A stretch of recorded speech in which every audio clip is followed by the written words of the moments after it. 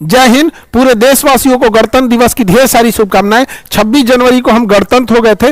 गणतंत्र का अर्थ होता है कि हमारा जो राष्ट्रीय अध्यक्ष होंगे, जो जिनका राष्ट्र के ऊपर शासन होगा, उनका चुनाव होगा, न कि वो वंशानुगत होंगे। तो हम लोग 26 जनवरी के दिन गणतंत्र हो गए थे और 26 जनवरी 1950 को संविधान लागू करके देश को गणतंत्र घोषित कर दिया गया था, रिपब्लिक जिसे कहते हैं।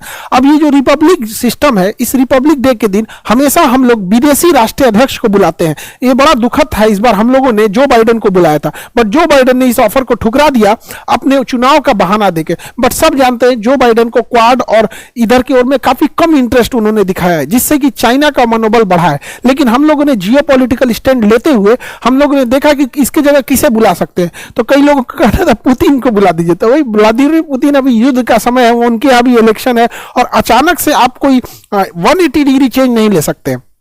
तो हम लोगों ने इमानुएल मैक्रोन को बुलाया फ्रांस से। इससे क्या है कि हमारा जियोपॉलिटिकल स्टैंड भी सही हो जाएगा, हमारा वो एक स्ट्रेटेजिक पार्टनर है, हथियार वहां से हम लोग लेते हैं। और फ्रांस का पाकिस्तान से भी बड़ा बुरा संबंध चल रहा है पिछले 2 साल से, तो एक हम वहां भी संदेश दे सकते हैं यहाँ पे। तो ओवरऑल एक मिला जुला ये एक स्टेप था, लेकिन जो बाइडेन को इसमें आना चाहिए था, क्योंकि जब भी एक भारत जैसे देश का कोई निमंत्रण ठुकराता है तो भारत की भी छवि पे थोड़ी सी दाग लगती है।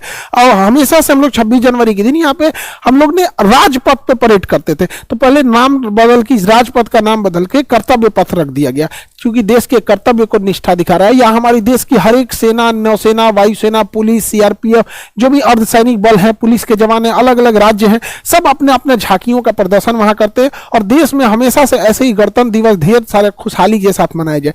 जब भी 15 अगस्त और 26 जनवरी आता है तो आप लोग एक फील करते होंगे, यहाँ हिंदू, मुस्लिम, सिख, ईसाई, ऊंच नीच सारी भेदभाव खत्म हो जाते हैं। और ये त्योहार ऐसा रहना चाहिए जिससे कि एक देश की भावना प्रकट हो और हर एक ऊंच नीच की चीजों को खत्म किया जा सके।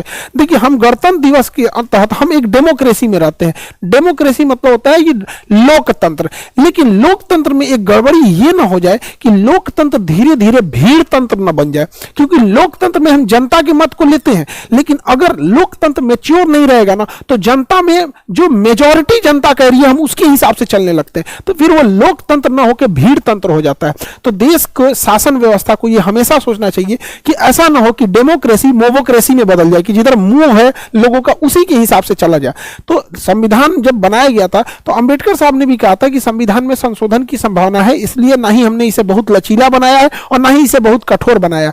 जो भी इससे असहमत होगा इसमें परिवर्तन ला सकता है। अभी हम लोग 125 से ज्यादा संशोधन ले आ चुके हैं संविधान में, तो ये निरंतर प्रक्रिया होती रहती है। लेकिन हम लोग अभी चूंकि इनमेच्योर डेमोक्रेसी में रहते हैं, अभी पब्लिक अपने आप को लगता है कि नहीं हम वोट दे दिए, उसको लगता है कि उसका काम खत्म हो गया। इसके अलावा भी उसकी जिम्मेदारी बनती है एक पब्लिक की भी बातों को सुना जाना चाहिए यहाँ पे, तभी जाके रियल मायने में हम लोकतंत्र में हो जाएंगे। वरना ऐसा क्या है कि 2 करोड़ लोग खुश नहीं भी है तो क्या दिक्कत है, बिहार में सड़कें नहीं भी बनी है तो क्या ही दिक्कत है, एक बड़ा तंत्र आ जाएगा, भीड़ तंत्र हमारे यहाँ से चलेगा ही नहीं। अब देखिए, हमारे यहाँ राज्य जो है ना अलग अलग हिसाब से, जिन राज्यों में सीटों की संख्या ज्यादा, इलेक्शन के हिसाब से ज्यादा मायने रखते हैं, तो उसको ज्यादा महत्व दिया जाता है। वही हमारे पूर्वोत्तर के राज्यों को देखिए, पूर्वोत्तर के जो राज्य है, चाहे आप अरुणाचल प्रदेश देखिए, नागालैंड देखिए, अभी मणिपुर की जो अशांति है, ये सब चीजों को देखिए, हम लोग उधर उतना ध्यान नहीं देते हैं, जबकि उनको वो भी हमारे ही देश के सब इक्वल ध्यान देना चाहिए। तो हम लोग की कोशिश रहेगी कि अगर सरकार लेवल पे नहीं तो एटलीस्ट पब्लिक लेवल पे ये होना चाहिए कि हर एक व्यक्ति की बात सुनी जाए